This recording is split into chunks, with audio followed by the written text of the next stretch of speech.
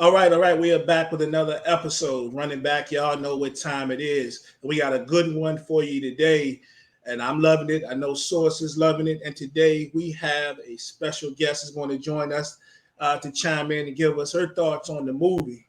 And that will be my good friend for a long time, Mrs. Michelle Thompson. What's going on? Hey everybody, how are y'all doing? Thank you for letting me join your podcast. I'm excited to hear about the words that are getting ready to come out of everybody's mouth. So let's get to it. Yeah, let's get into it. Just feel free to chime in anytime. I might ask you some questions directly, or just whenever you want to jump in, just do your thing. But yeah, let's get into this. Today's movie is going to be Brown Sugar, shot in 2002. Anybody that knows it, seen it already. It's a black. Is it a drama comedy? It's got some everything, and it's an ode to hip hop. It's ode to love, black love, and it has a lot of fans, and way more than I expected talking to people. And I guess a lot of times I would ask people about the movie, and they would tell me they weren't so crazy about it. Then I look at the age group I was asking, I said, well, I guess I should get that, you Hmm. know. But when you start getting the 70s born babies, the early and late 70s born folks, see even some of the 80s and the early 80s, and then you're good. You're good. You got people who actually generally love the film. But it was shot in 2002, and it was the brainchild of a gentleman by the name of Mr. Michael Elliott, who used to be a former journalist for the Source magazine. And he was just a fan of romantic comedies, he said. So I think this is a movie that he had probably, it was something within him when he saw some of the other movies. He always talked about things like Harry Met Sally and some other things, some other movies that he loved, that even though he was just a journalist, I need to shoot a movie. And I think he gave us a pretty good one. Source, what was your first thoughts when you first saw this? I actually loved it the first time I saw it. Mm-hmm. Well, first of all, the movie starts out with one of my favorite songs of all time, one of my favorite hip hop songs of all time, outside of the clips of people, hip hop artists talking about hip hop in general. It starts with uh, the live version or a live version of The Roots, Love of My Life. Mm. What else you need? I don't need nothing after that. Like, I know we're going to a good place if that's how we start out the movie. I felt the same way. Michelle, you got any thoughts about the first time you saw it?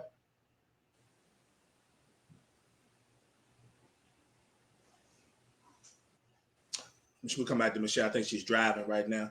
But yeah, I She agree might with not you. know. She might not realize she's muted. That's possible. Yeah, she may not.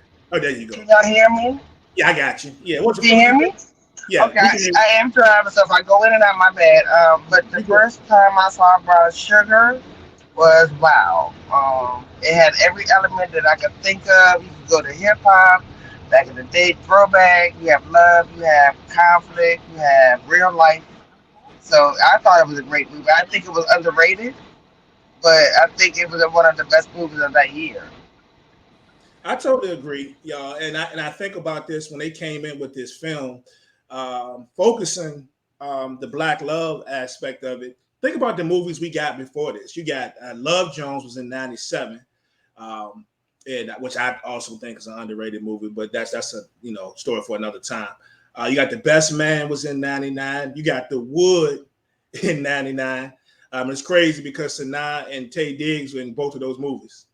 So they were used to working together. And then, of course, you got the classic, which we've already done here on Running Back. Love and Basketball was in 2000. So this movie came out a couple of years later, and I was in, I was in love with it the first time that I saw it. Matter of fact, I can tell y'all now, I saw the movie two times while it was at the theater. So Oh that's yeah. yeah, two times at the theater. So that's how much I loved. I think I fell in love more so initially with the hip hop aspect of it. And it doesn't hurt to have Sanaa Lathan in it. You know how that goes. So Absolutely. yeah, Yes, that's the bonus. Look, that was the bonus right there. yeah. So you already know what time it is. I got a I've already been given the weekend pass. That's the only weekend pass I get. So if that was ever a chance, So I had to sacrifice giving up Morris Chestnut. So we on the same page over here.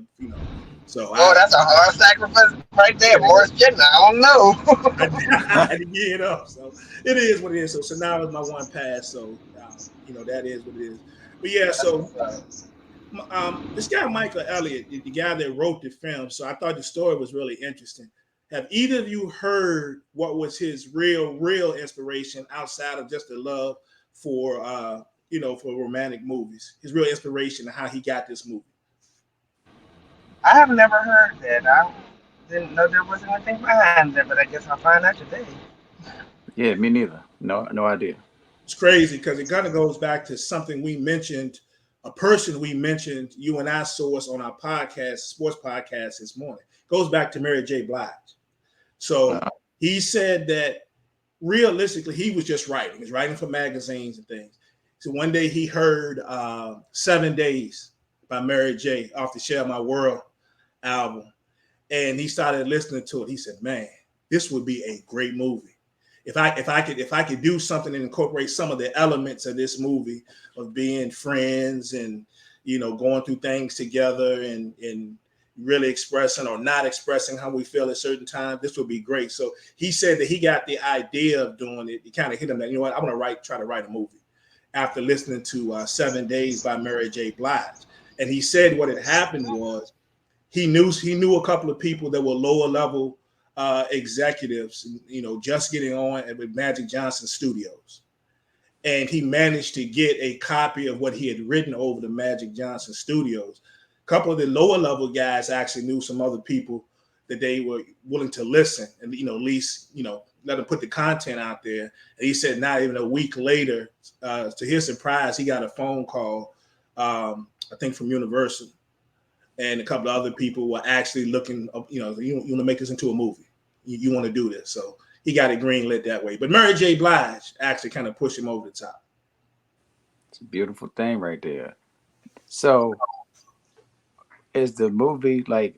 What do you think the movie is about though? Like, because you said 7 days song Well, hey, concept.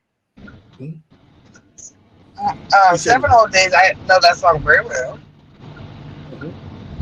Can y'all hear me? I'm sorry. Yeah, Yeah, Okay, 7 whole days. I know that song word for word, and I can see now how he got that movie because Mary J. Blige would tell you everything you need to know about love being destroyed, building and rebuilding, and everything else. So that was a good inspiration right there.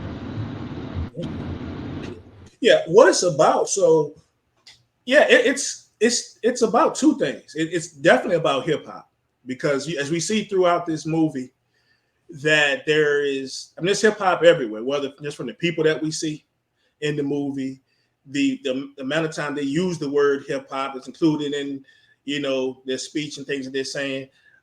It's just everything, but it's also about love.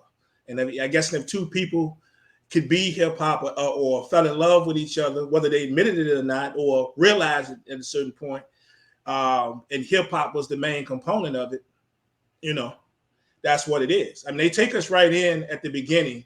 So when we see them at the beginning of the movie, the first thing we see is a young Dre and a young Sid, and they're going over to the park, and there's some cats out there breakdancing. There's some cats to the right thing shooting basketball, and they're watching the breakdancers, enjoying that. And you get another kid like, y'all come check this out. And he takes them over to the cipher, and there's a cipher going on, of course, with Dougie Fresh, Slick Rick, and Dana Dane. And they seem to be together enjoying that, really enjoying that, watching that, really feeling it. So I think that tells us a lot from the beginning. it's that connective tissue that brought them.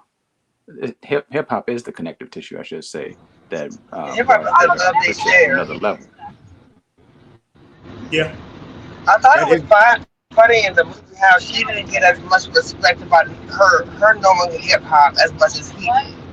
That was something that I felt I saw in the movie that she had to prove herself that she knew about hip hop. He didn't really have to do so much, but just to love it with her.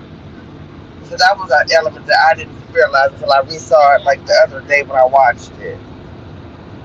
Interesting. I never thought about that. I never thought about that. You ever thought about that source?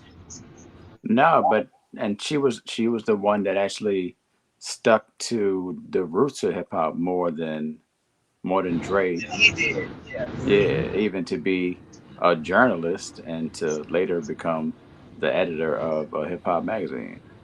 Yeah, she is the one Indeed. who really stuck to the roots of it all. He did. He kind of went his own separate. He went in his thing, but she was the one that was hardcore for hip hop. Indeed. Yeah, Indeed. Good thoughts. Good thoughts.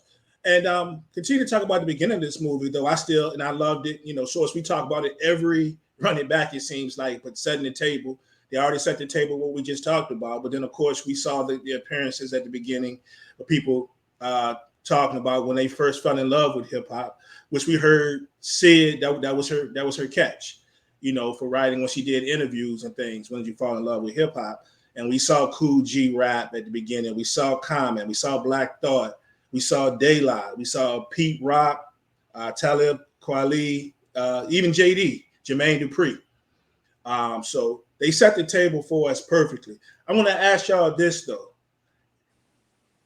I don't see what y'all think. Do y'all think they could have got anybody better? Because I think they nailed these two as Young Sid, Young Dre. No, I think the actors in the movie were the right fit.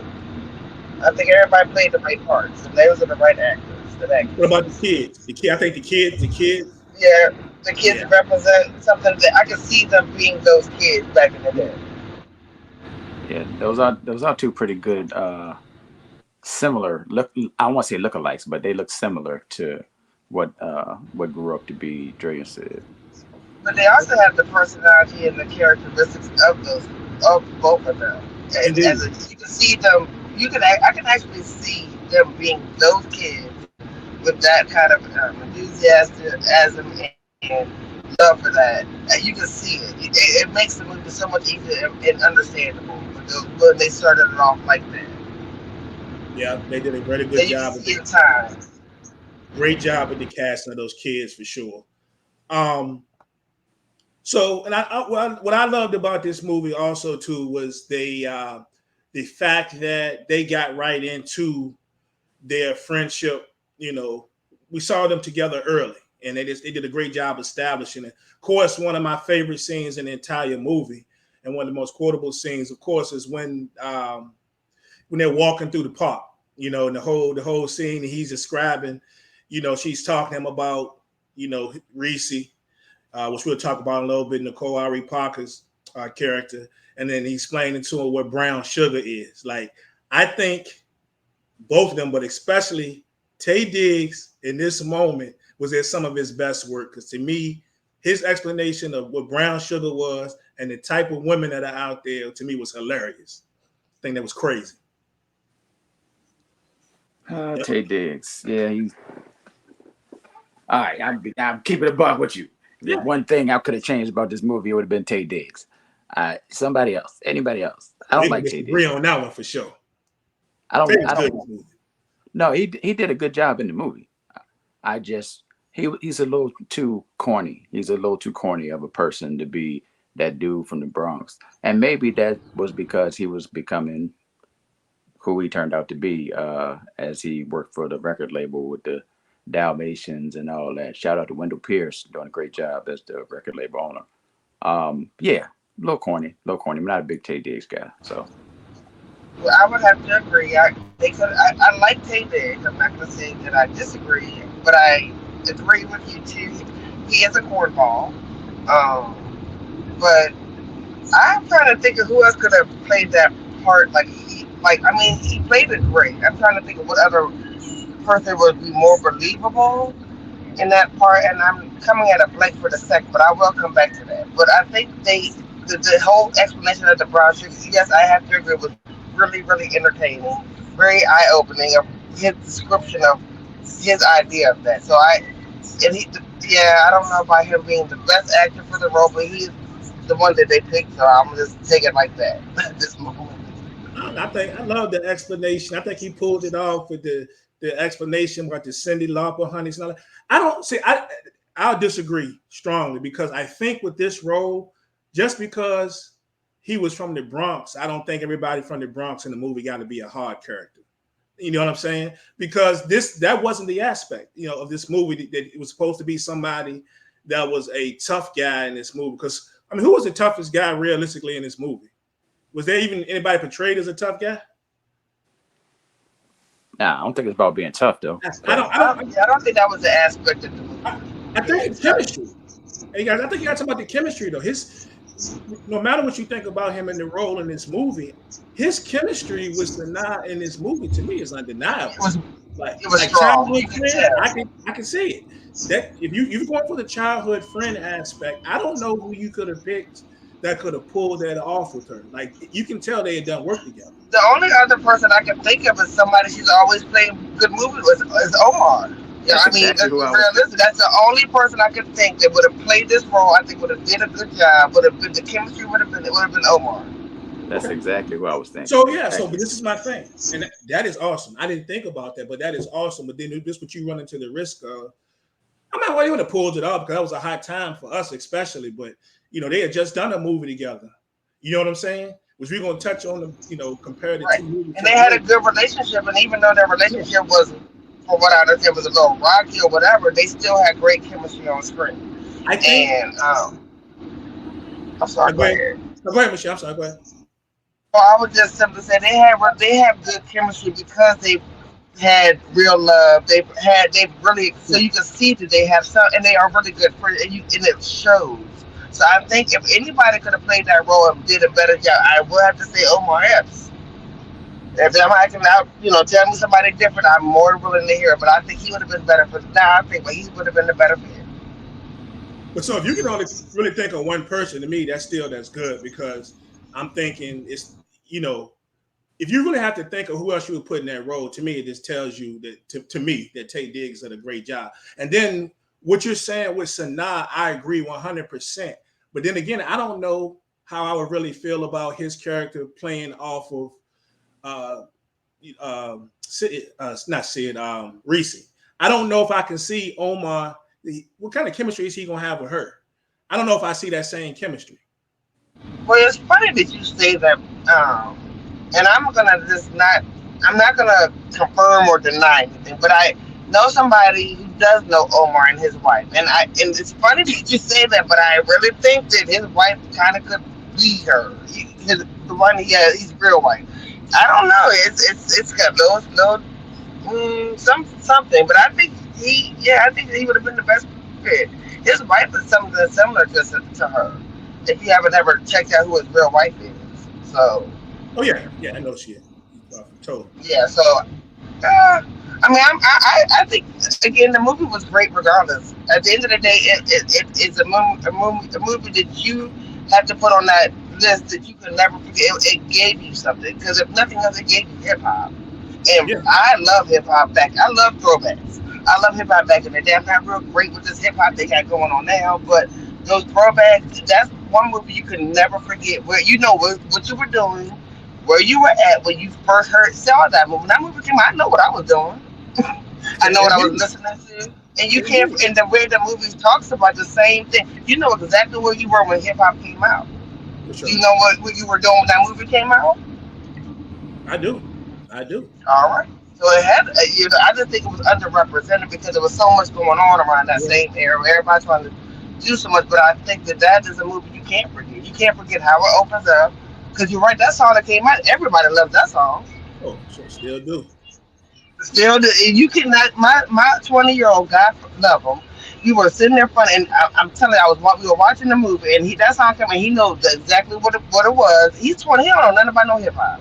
But he knows that song because he knows his mama loved that song. And, that was something we listened to. So it's something that everybody can get into and everybody can love if they give it a chance to love it. It's not for Indeed, everybody, but it is a good movie. indeed. And and I think you guys definitely make some great points about Omar Epps. My only thing is, before I move on to the next thing, is I can see that with her, but then the other relationships in the movie were pretty important too. And I just don't know if he could have pulled off the same because he would have had the same chemistry that Tay had with Most Def either because they were great together. They were. I can't see Omar being that dude. I don't know. Not saying he couldn't do it, but I just don't know if I can see him Most being that Def dude. is a very different actor to me. Like Yeah, I love Most Def. yeah. And when I saw him in his other movie, The Italian Job, it kind of got me understanding where he was trying to go with it. But when I saw, but when I did see him in Bronx, I thought he was awkward. But I also thought Queen Latifah wasn't the best fit for him. Oh, interesting. All right, Um, so let's jump on those two things real quick. Then first, Source. Let me get what you think about Most Def because I'll just go ahead and tell you right now. Most Def to me was crazy good in this movie. The way he played it, we talked about characters not really being tough guy. He's a guy that stood on his principles.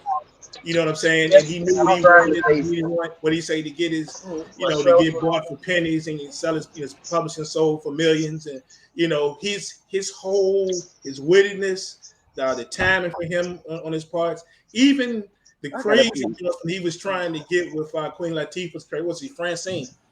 I think most Mm-hmm. was 100% that dude in this movie. So, it's what you think? I 100% agree with you. Most Def killed this role. Most Def kills all roles. Like his character, I do agree. His characters are often awkward, but he's an actor. He's not like a dude that came off the street and just trying to Beautiful. act. He's a How are professional actor. you? He's an actor before he was a Fine doing a rapper. podcast. And Thank you. I and do appreciate it. I know it feels like I just got it back from you, but I'll give it back. I'll give it back. I love you guys. Have a great one. Yeah, I'm that's all right. Go ahead. it's all good. Yeah. So Most Def was great in this role. Like I said, he's great in most roles. His characters were have been awkward a lot of times, but that's just part of the charm. But as far as acting, like Most Def was an actor before he was a rapper, way before he was a rapper. So uh, there's no question Can y'all of it. hear me? We can hear Yeah. you. Yeah, we can hear you. Okay, I'm sorry. Yes, both stuff. I did like him in this. I think he was weird to be funny. He had a weird sense of humor, and I think that made the movie better. I think his character was great. He just was weird to me. I mean, the way he came out, but he was genuine. Yeah. Does that make sense? He was very genuine in the movie. Like you knew he loved what he loved, Oh, for and he sure. wasn't a sellout. That was the best part. He was not a sellout. Yeah. The line that sticks with me, guys, when I love the most. Remember when uh when Dre was in the cab with him, and he tells him, he says, he's talking about he quit his job, and he was like, was he like the Grinch that stole Christmas? And he said, The hip "You hop Grinch. the hip hop Grinch." He said, "What are you gonna do? Ride around?" We said, "The Whoville and get all the Who's back to publishing or something like that." He's cracking up. That's what I'm talking about. He was great, but I think their chemistry was fantastic. Uh, so, you got any other words on our most definite? No, Most Def was a great actor. That's bottom line. And I thought he was great in this role. He played it well, and it went perfect into this movie. Um, so you mentioned Francine Queen Latifah's character. Michelle, you said you wish they would have casted somebody else.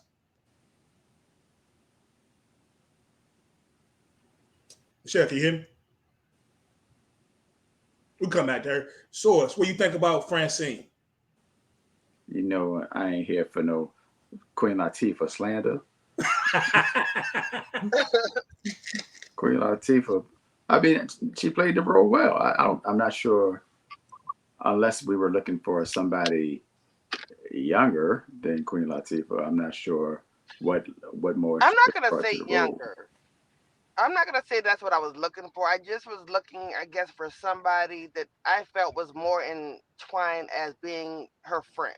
Um, women have a different view of friendship, and I know that, and I know I'm, the only female on this podcast, but I just didn't think that the friendship that they have, I see it, but I think it was more. You could tell it wasn't.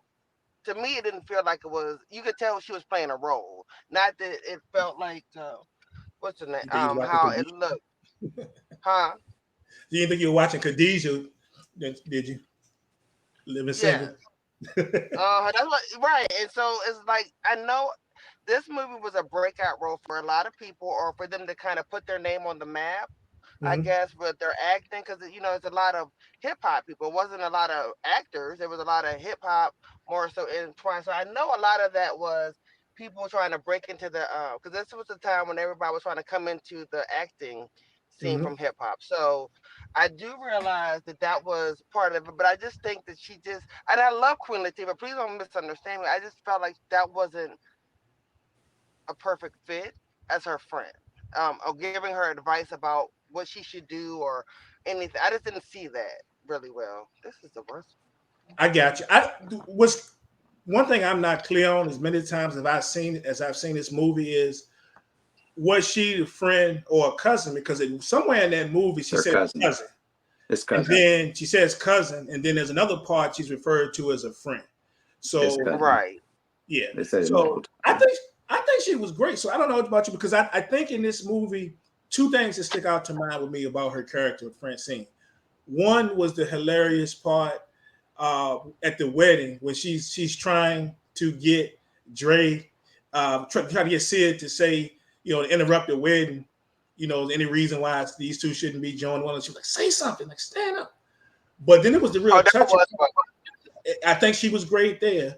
And then the real touching part, and not to get too sentimental on here, but and we'll end up talking about the ending a little bit anyway. But the part at the end, and she really didn't say anything, but the look that she gave when she's trying to get Sid to answer to respond to Dre when he calls in on the radio station, she looked real genuine to me. I think she did Mhm. really well in this movie.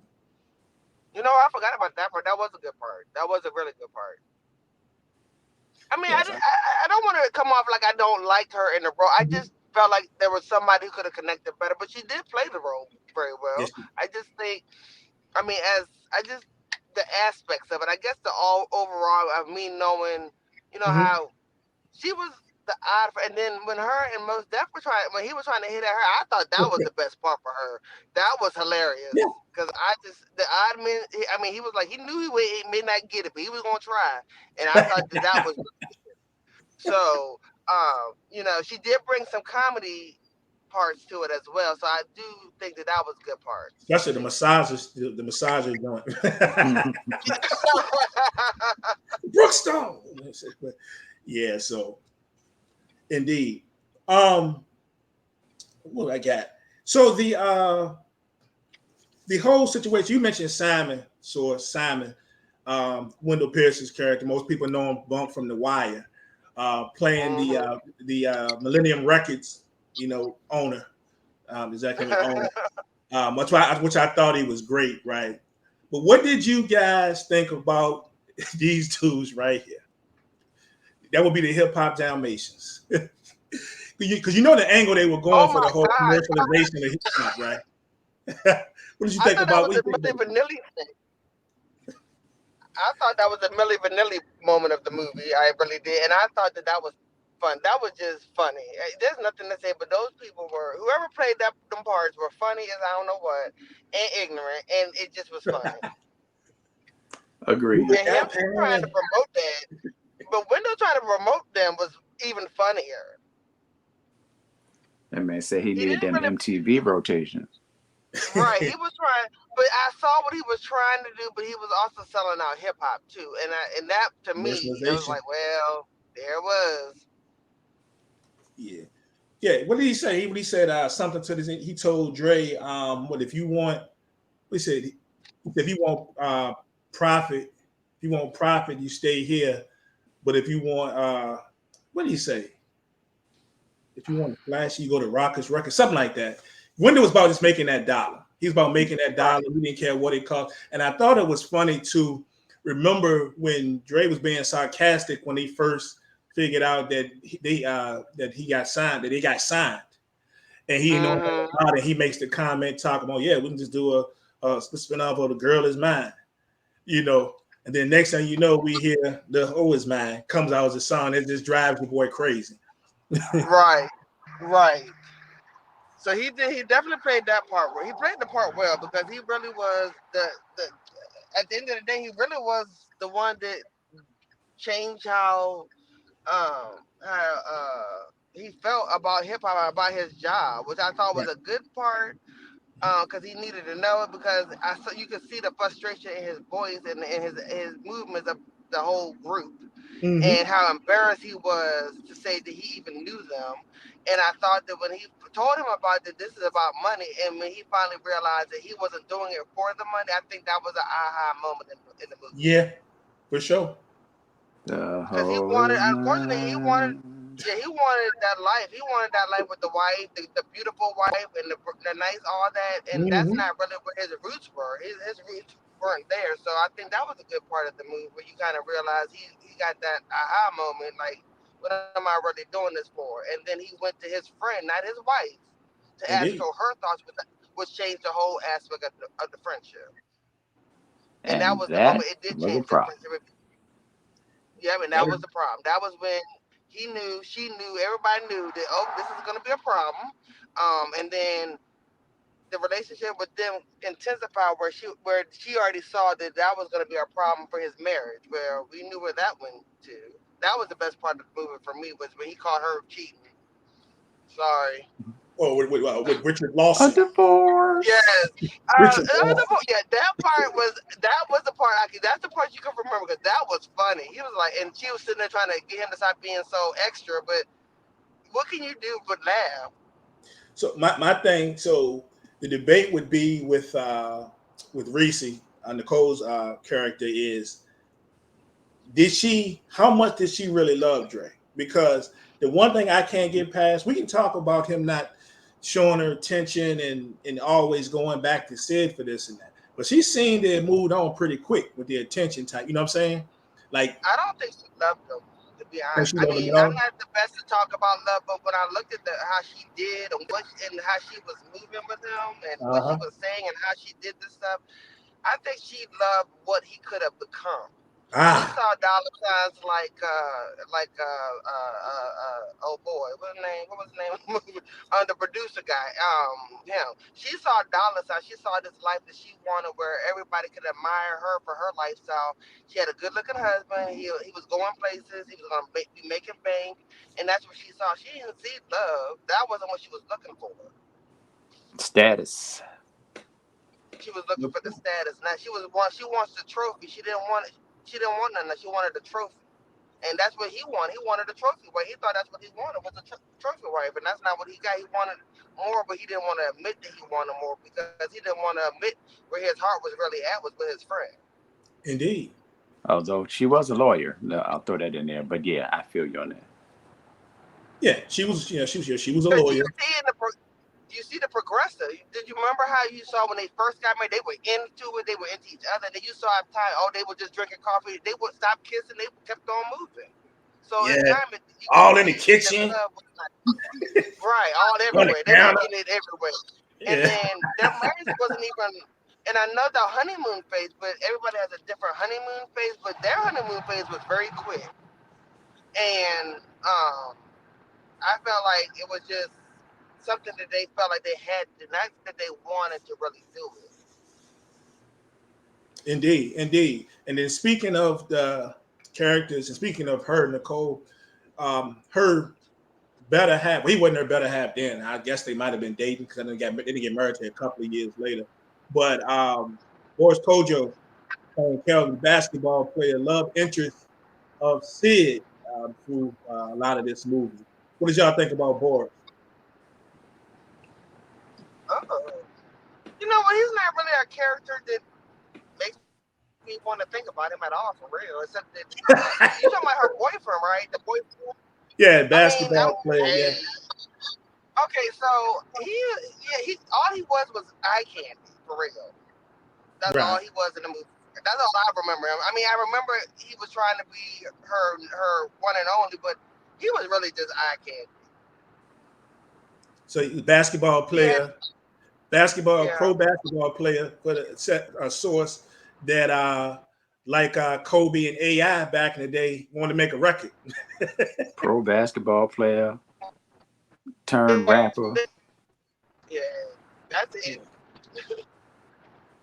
I, now y'all talking about somebody replacing somebody. Um, I, I could have saw somebody else play that part.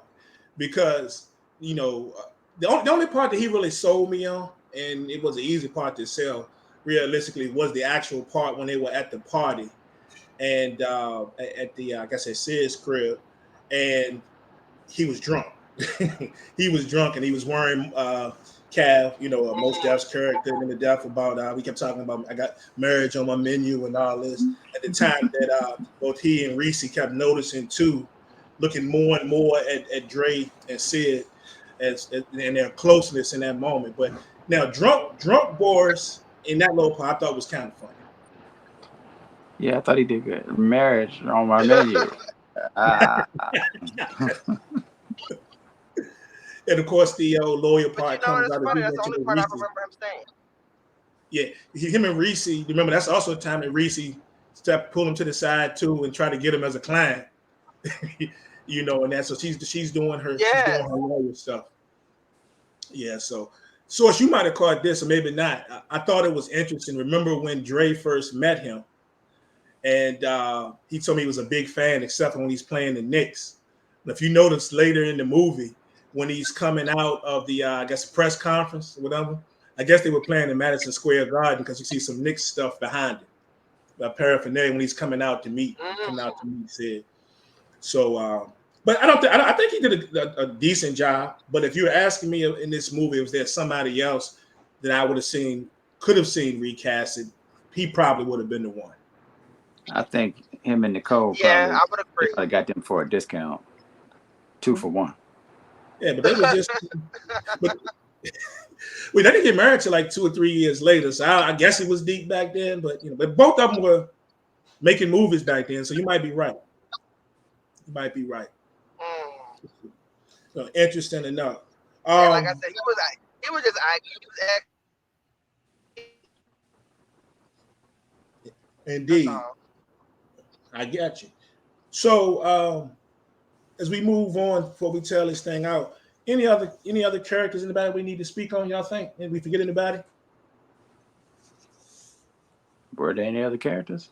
They were really the main characters, right? There's no other. That was it. Only thing Yeah, that was I the do main want to character. say that Reese's aunt, wasn't that Aunt Pam? Whatever, she was a freak, but think about the bridal shower. She was, yeah, Oh she God. was a freak, but um, anyway, before this movie, had either one of you ever had a cucumber sandwich with the crust cut out?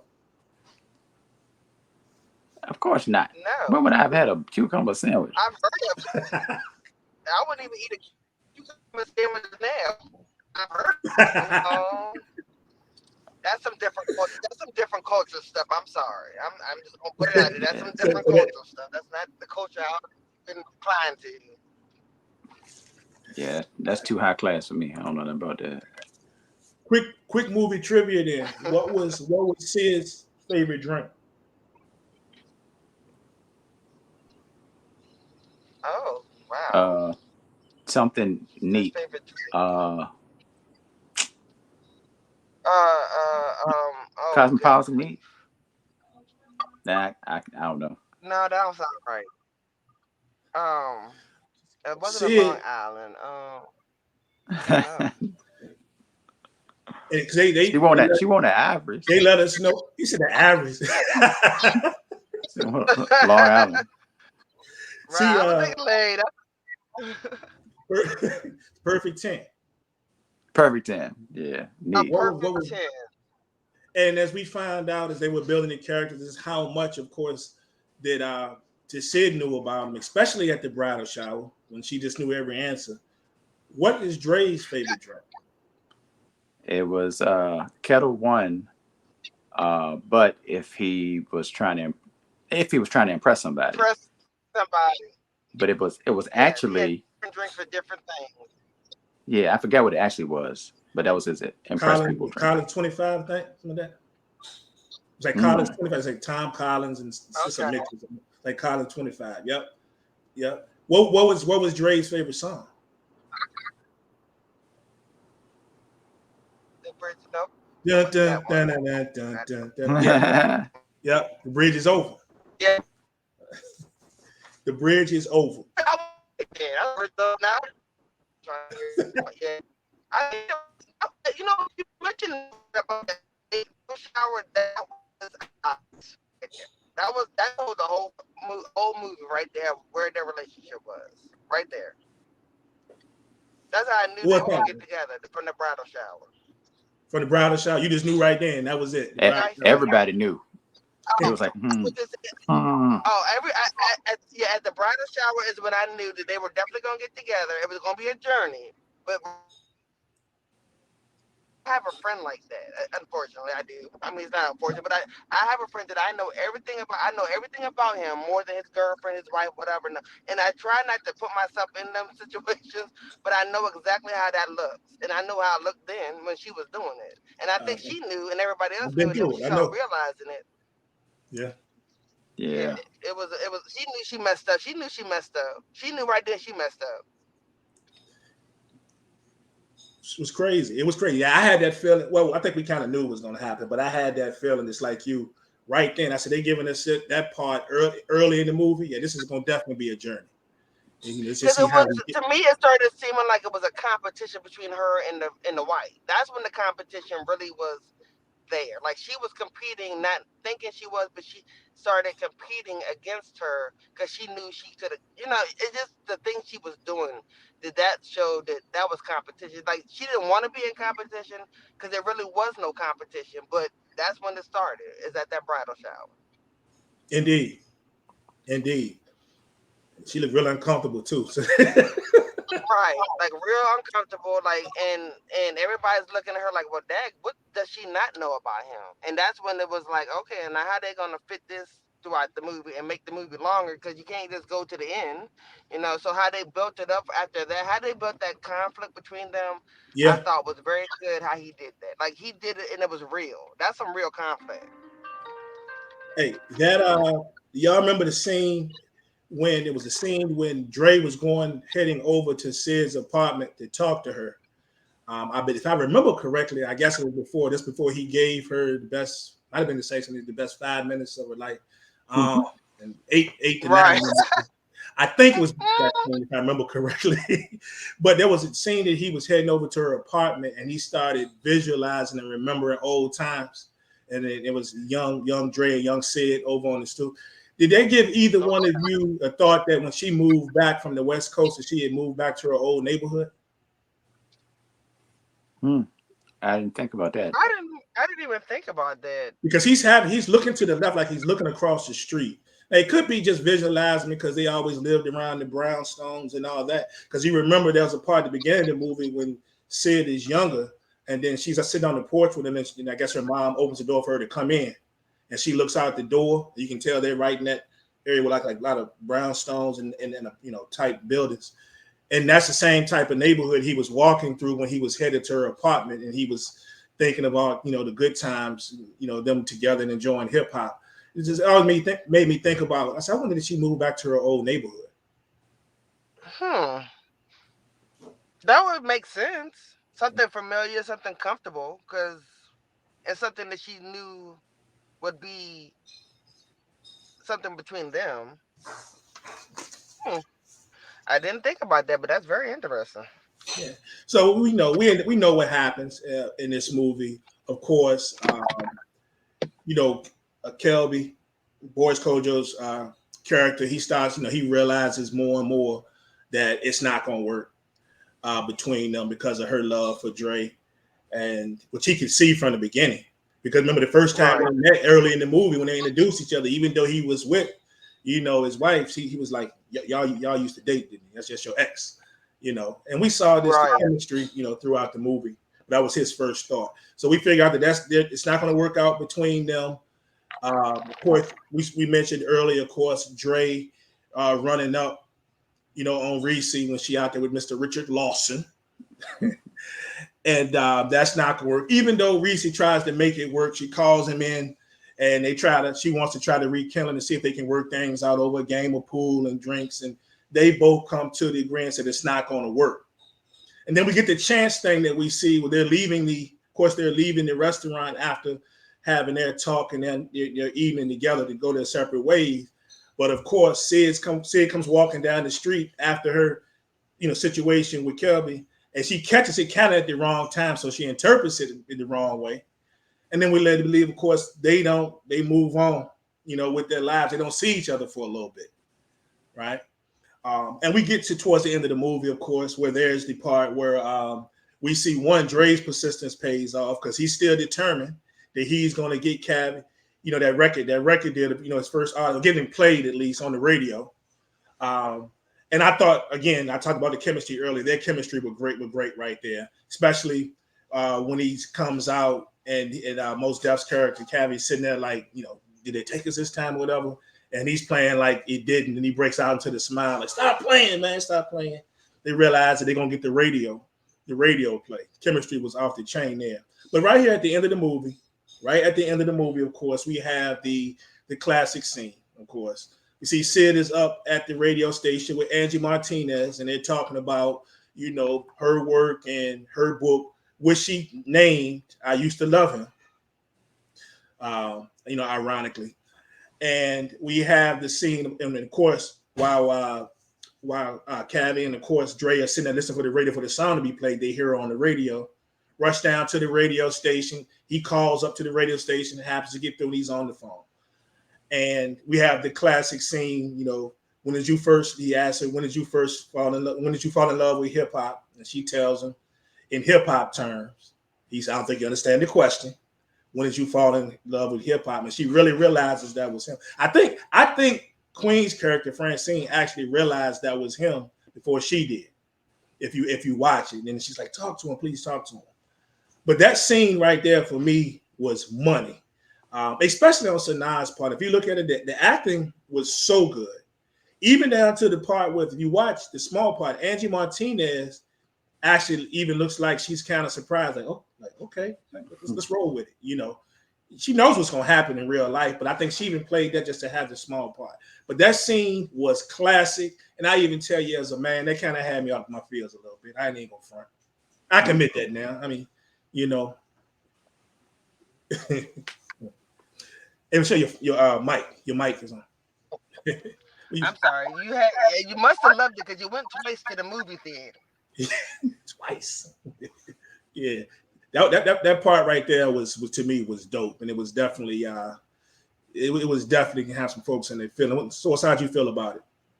Yeah, I agree with you, and that's the moment for anybody who didn't catch it, that it was understood that the book and just the word, like when she talked about hip hop, she was talking about him from the beginning. Mm-hmm. That was the whole connection. That was yeah. So That's it how was, the movie that tied everything. Yep. yeah. So it's really about the song "I Used to Love Her." Mm-hmm. It's kind of a taking, like you talk about the writer taking 7 whole days. Mm-hmm. Well, this was pretty much taken "I Used to Love Her" and turned Yeah. it into a movie. Indeed, it all ties together, even back to the scene way before when they're at the party, when he's thanking everybody, especially Sid, lets her know that she's the, what is it, the perfect verse of a tight beat? Is that what it is? Yeah, That was Mm-hmm. dope. And it all comes together at the end. And of course, we get our guy, Mos Def, explaining champagne flutes. And this is what I love about his character, because he really didn't know much about champagne flutes early.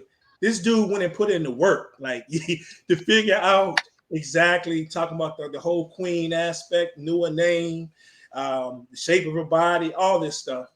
He want to spit the queen, and you notice the man had the gum in his mouth. Back in the day, you ready to talk to somebody, you got to have the mints of the gum, whatever, before you go spit Right. game to him. And we found out, he's a goer. Queen asked us, he wanted, Francie, do you want to go out with me?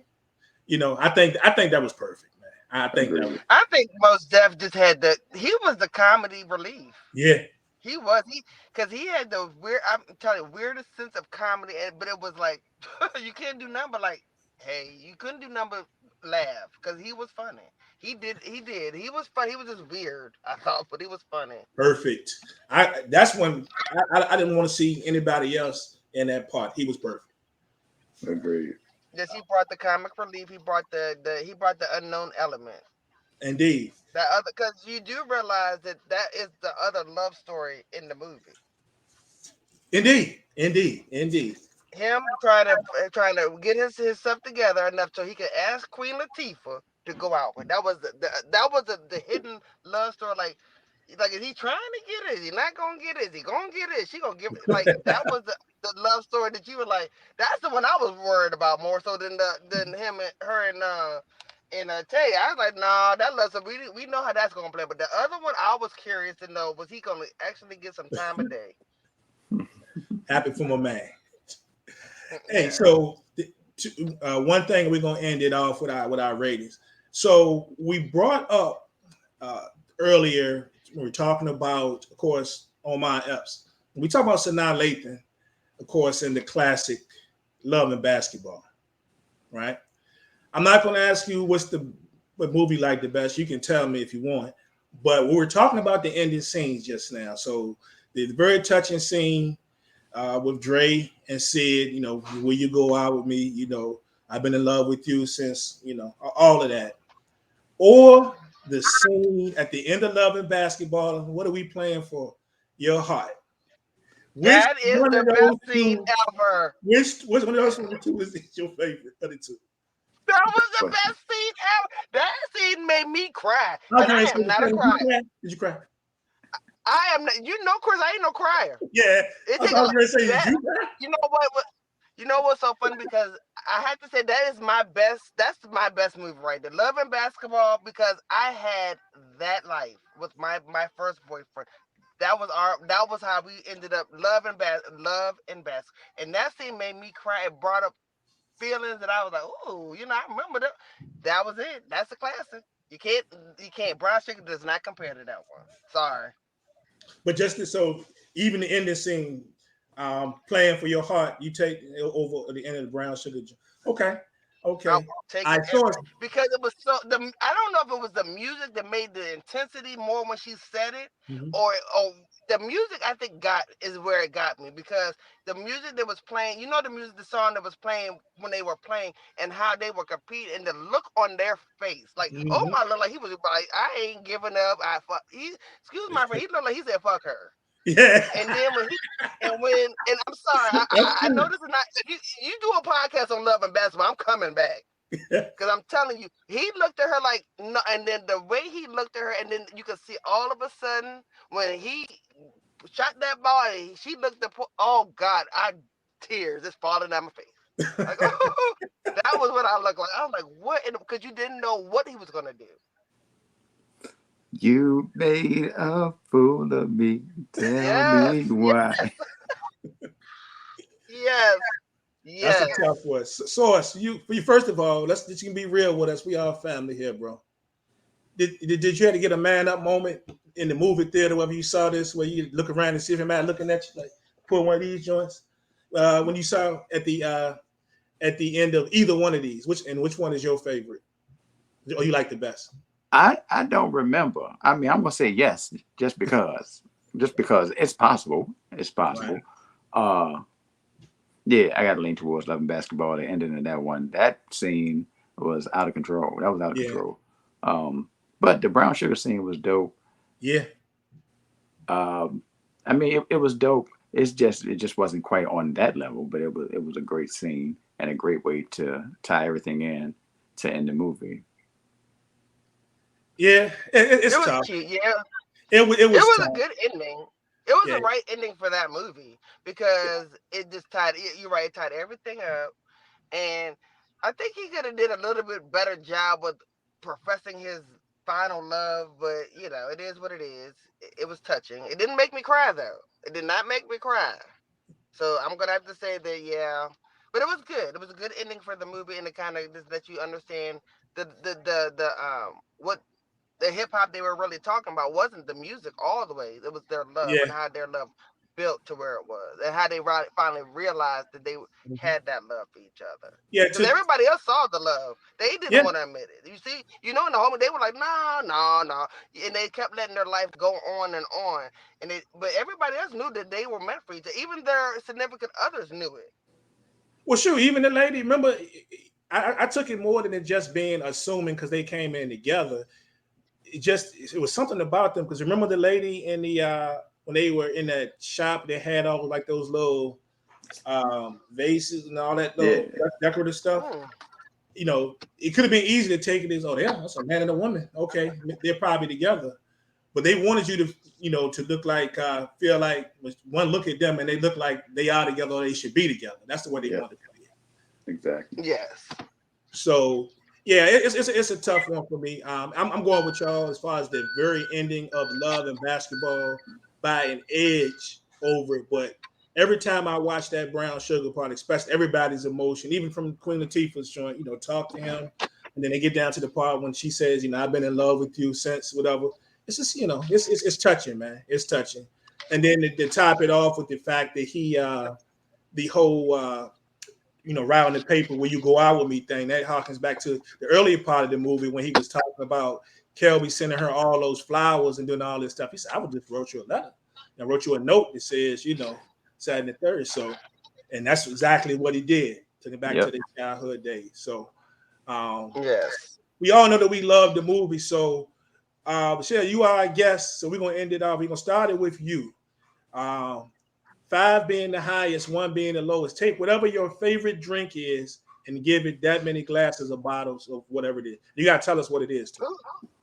Well, right now it's only water. Okay. I'm trying to do this. I'm trying not to be the alcoholic I can be, so I'm gonna have to just do it with water That's today. cool. It's Sunday. Respect. I would have to give it 4, a 4.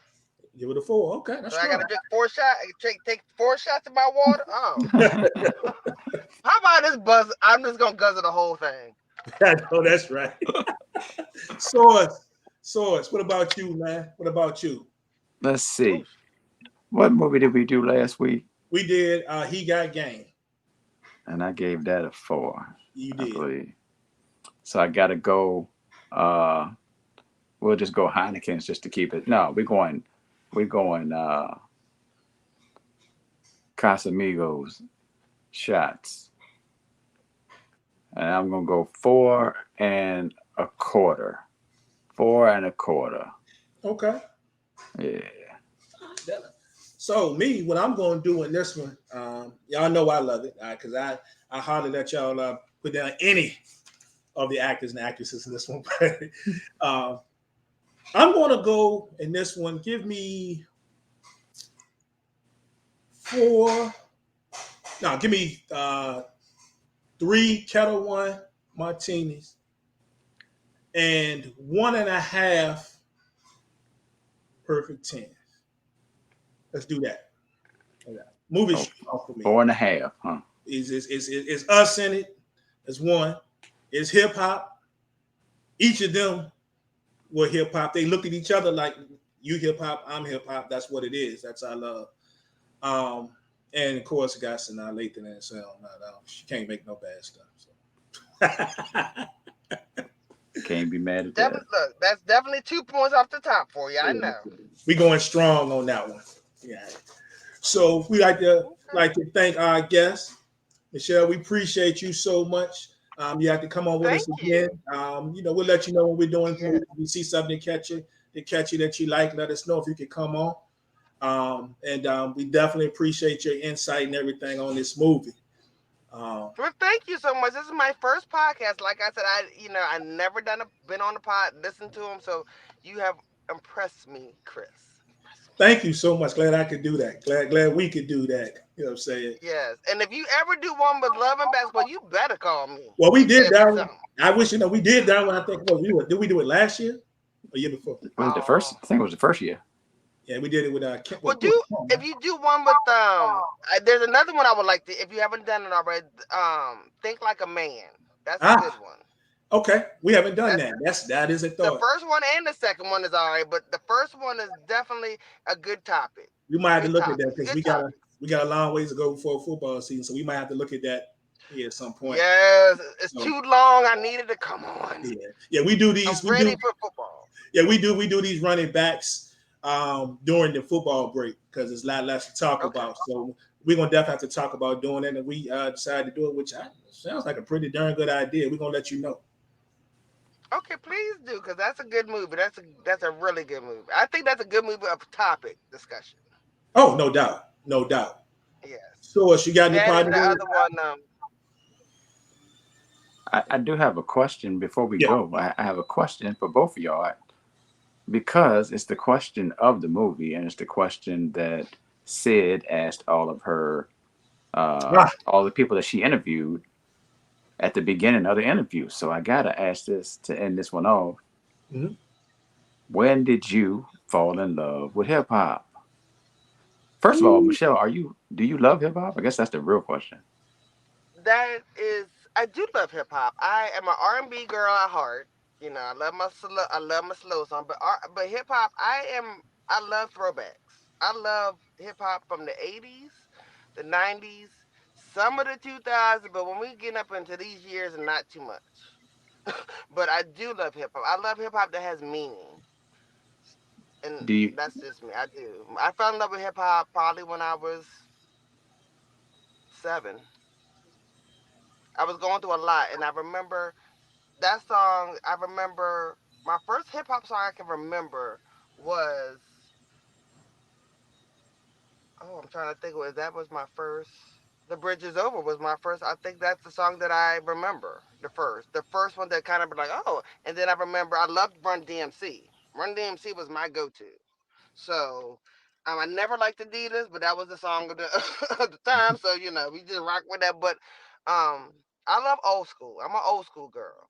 This new stuff is not for me. I mean, I like the beats, yes, but they don't have any meaning anymore. Everybody's talking about something I don't want to talk about, like death and disrespect. I don't like. I like respectful rap. So I do love hip hop. indeed, indeed, Prime? I know you like that. Michelle said Run DMC. So when did you? I feel like I know this, but when did you fall in love with hip hop?